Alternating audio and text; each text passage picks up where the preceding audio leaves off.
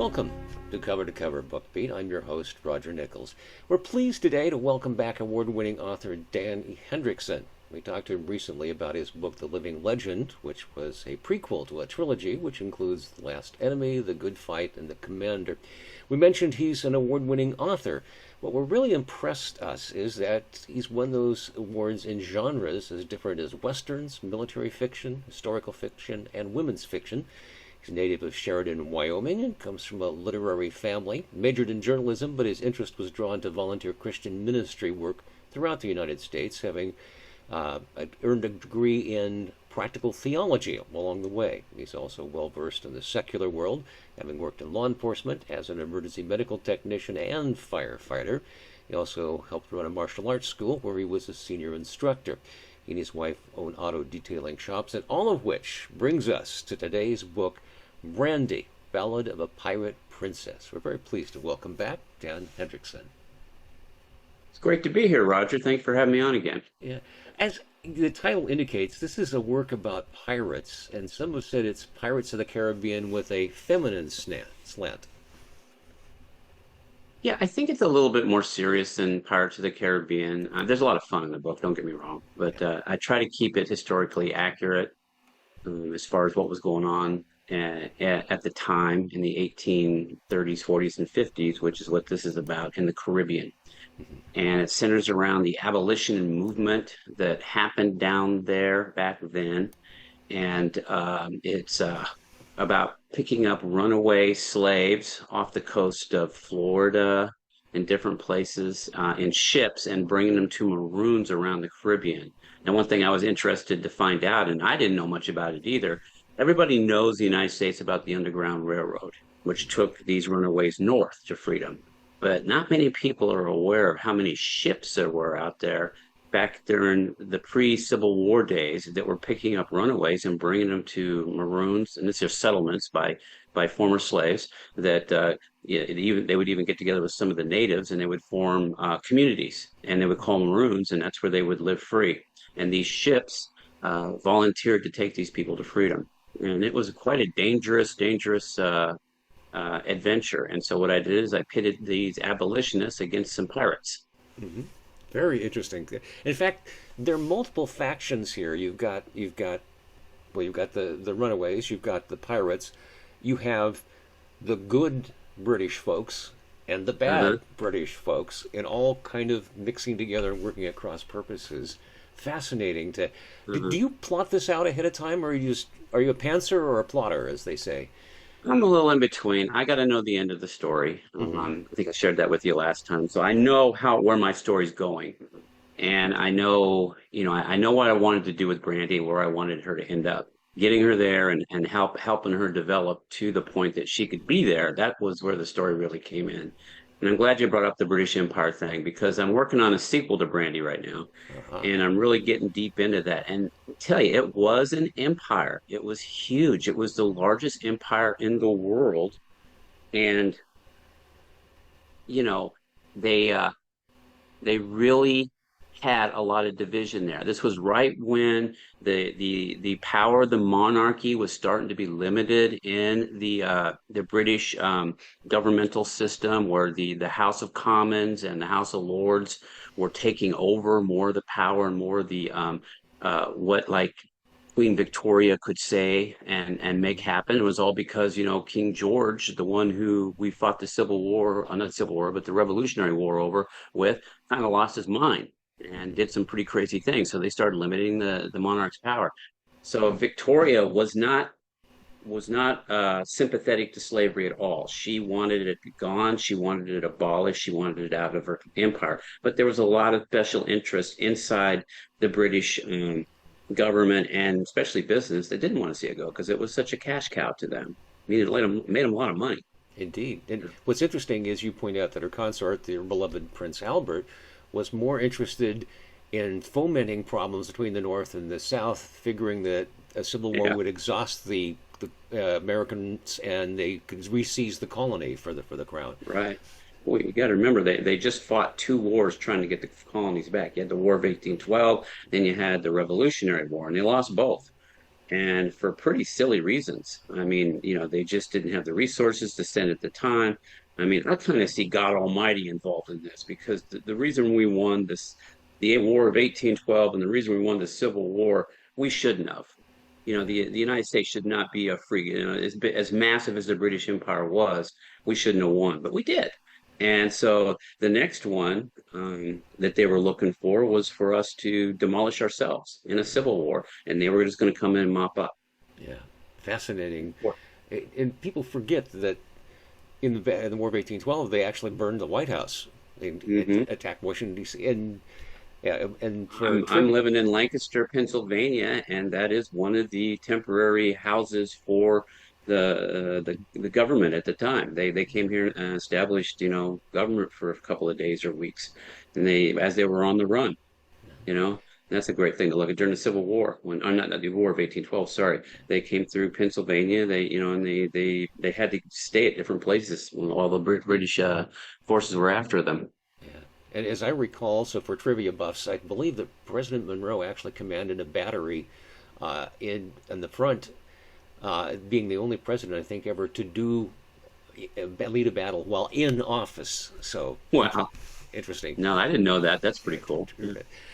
I it, I have to mention as an old disc jockey that I recognized the theme that you played with of Brandy from the 1972 number one hit by Looking Glass.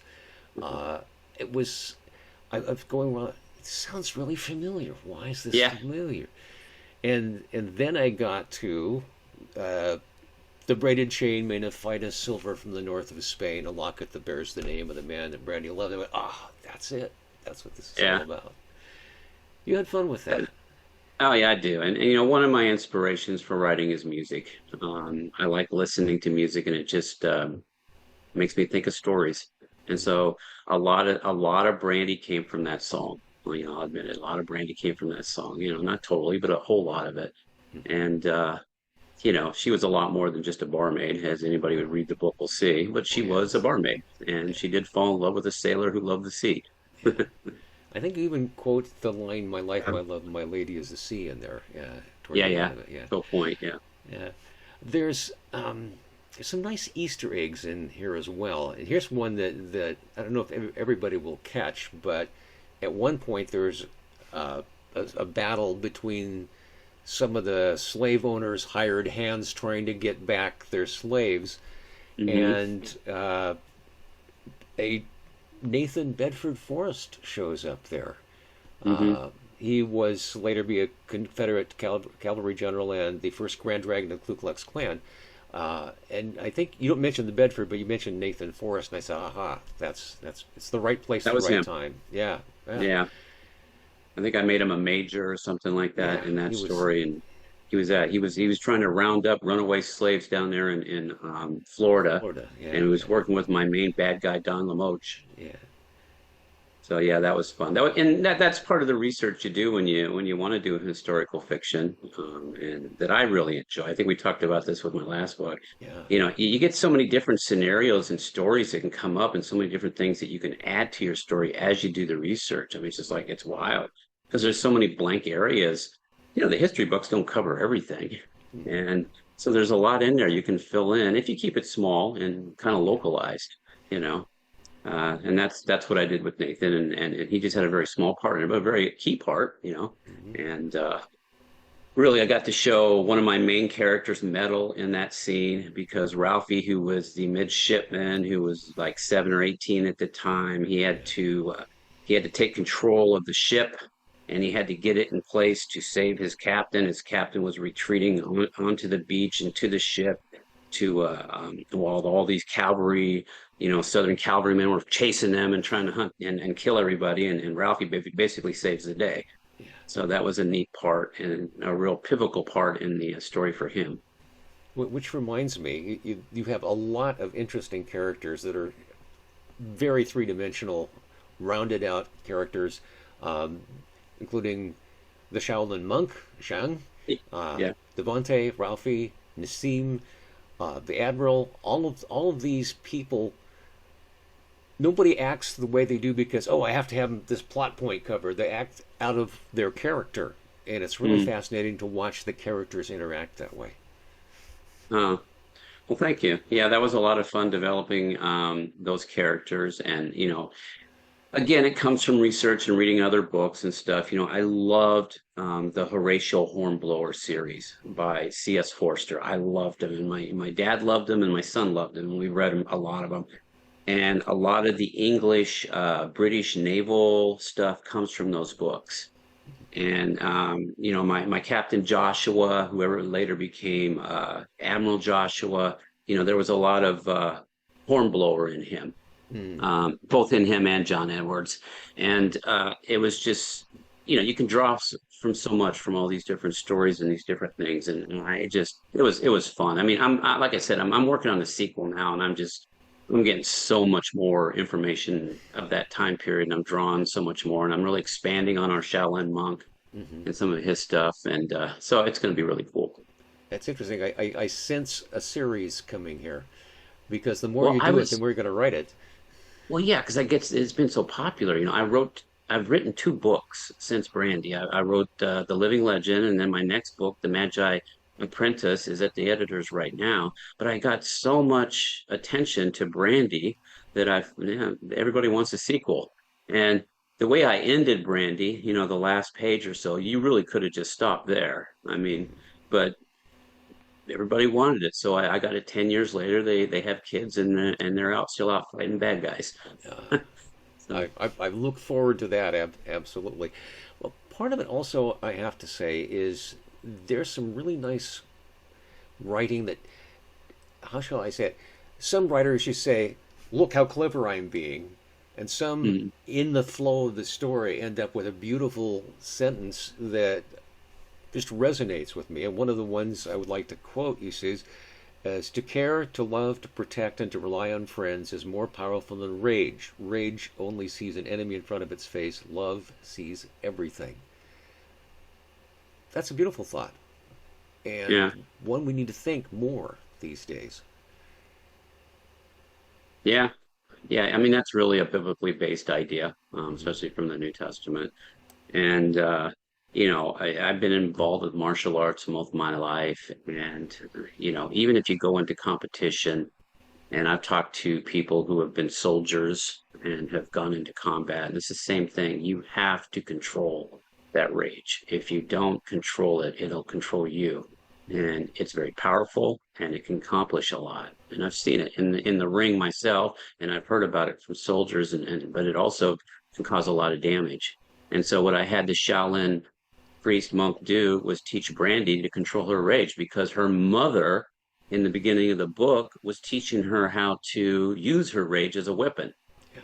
And so when the Shaolin monk got a hold of her, he had to kind of retrain her, and she had to get on top of that so that she could be more attentive to every detail. And when she went in to rescue her beloved, um, she was paying attention to everybody.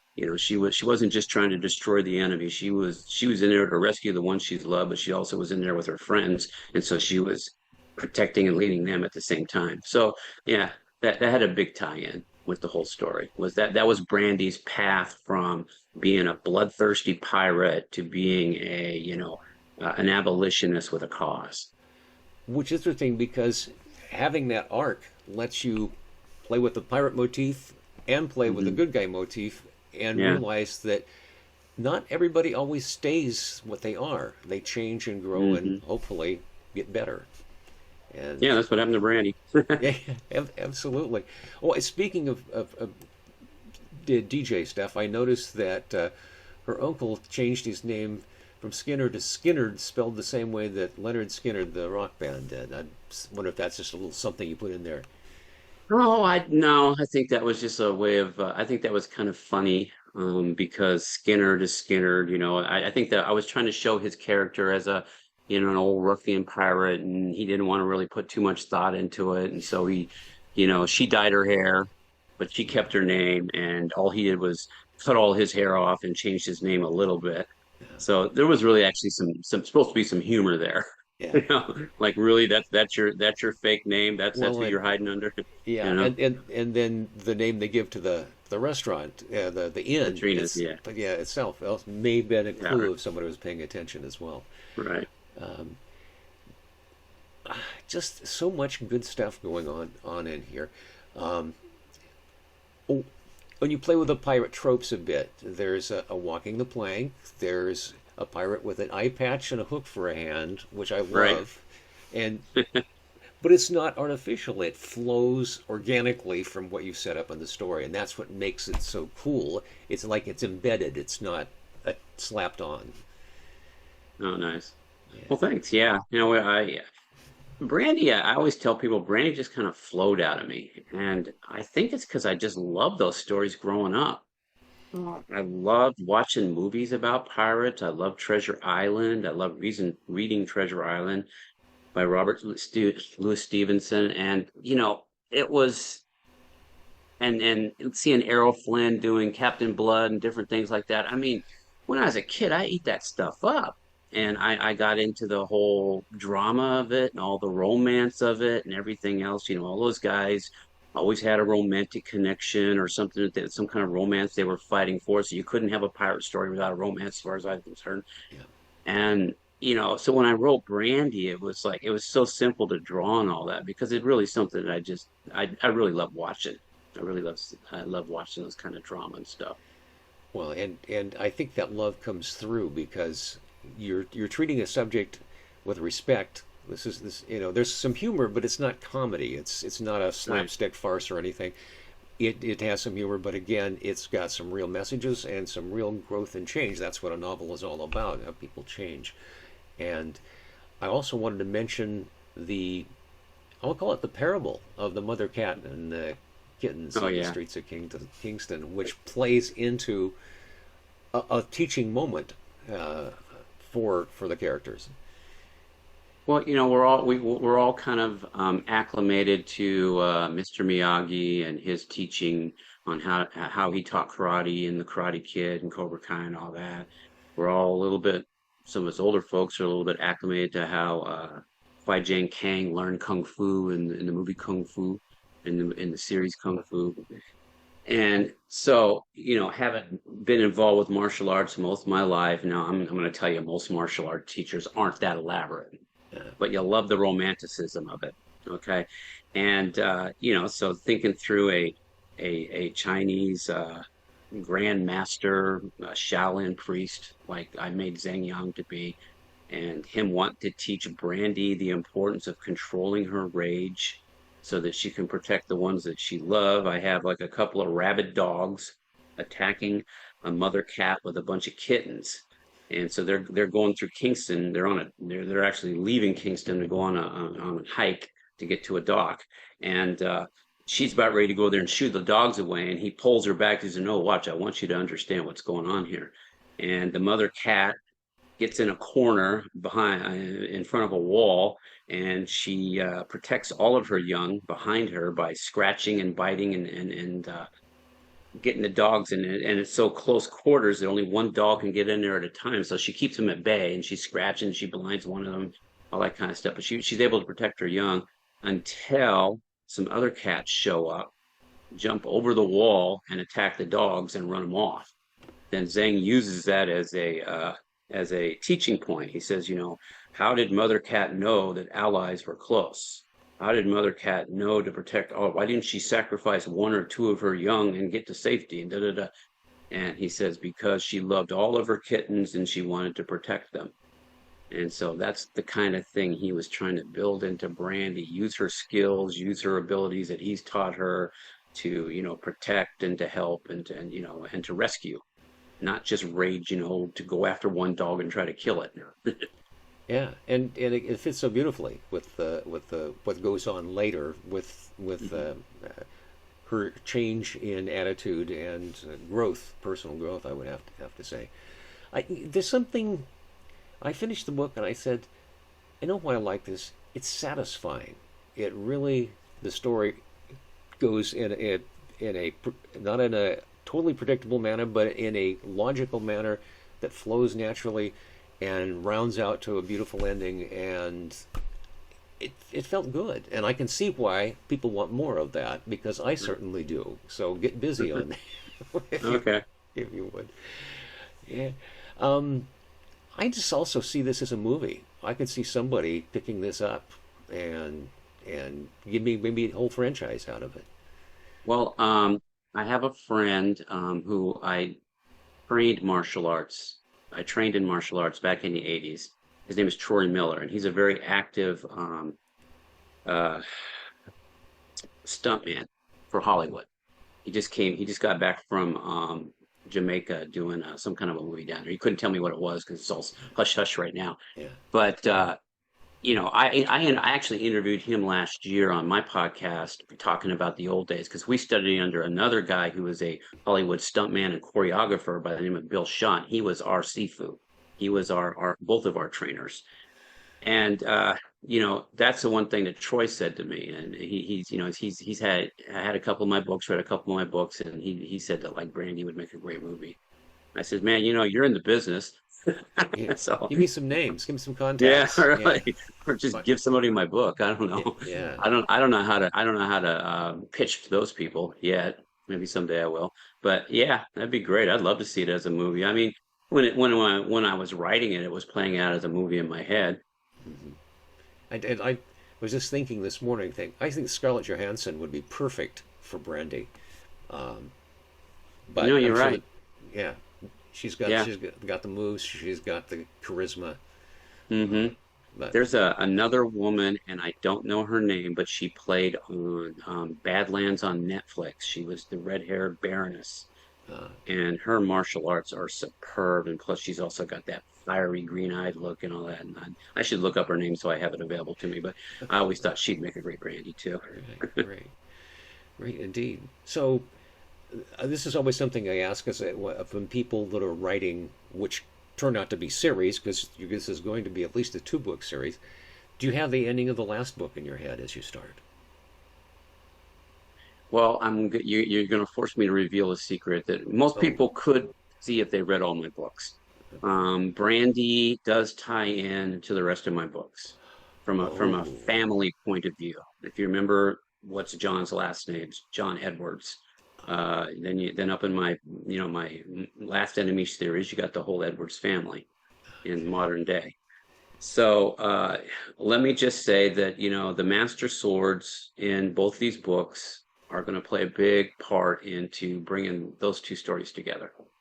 I am so looking forward to that. That is fantastic. To create a body of work and have it connect like that. Uh, Yeah. Really fun. Basically, you're doing prequels to the other And it's ones. like a foundational prequel, I guess. But it's just showing the bloodline of a family and the dramas they go through over in generations. So really, I could go anywhere with it. But my idea right now is to really play off the Master Swords. And plus, there's a lot more I want to do with some of my characters, like Jacob Edwards in my first three books. One of my other books that was very popular was a book called The Commander, and it was his backstory about how he got started in the Coast Guard. And so I still want to keep developing his character a little bit more too. Oh, absolutely fascinating. Is there something we haven't mentioned you want to make sure? Let's talk about where people can find your website and your blog. Sure. My website is danehendrickson.com. It's all lowercase, just Dan, then E, then Hendrickson, HENDRICKSON.com. And you can find all my books and any kind of awards that they've won right there on that website. There's also a few, I've done a couple of blogs on different things, and I've done some interviews with people that I've known over the years and trained with and stuff. And um, there's a whole bunch of reviews on there, very important reviews. It gives you Brandy got a very nice review from Kirkus, and they're actually doing a special on that in their magazine this month. So you can look for that. It's they got it listed on there as a book to read, or I forget the exact way they put it, but so it's on there. And there's another Kirkus review of the Legend of Deputy Jim that they really liked. So that got a silver medal with Reader's Favorite back in 2020, I think 2020 or 2021, and that's my Western. But again, it's all the Edwards family that I'm dealing with. So they're Fascinating. just fathers and grandfathers, daughters and grandsons, stuff like that. Yeah. Hey, it's a saga. Yeah, it's a whole Yeah. saga. Our guest this morning has been Dan Hendrickson. The book is Brandy, Ballad of a Pirate Princess. Highly recommended. Thank you so much for being with us again today. Well, thank you, Roger. It was wonderful being here.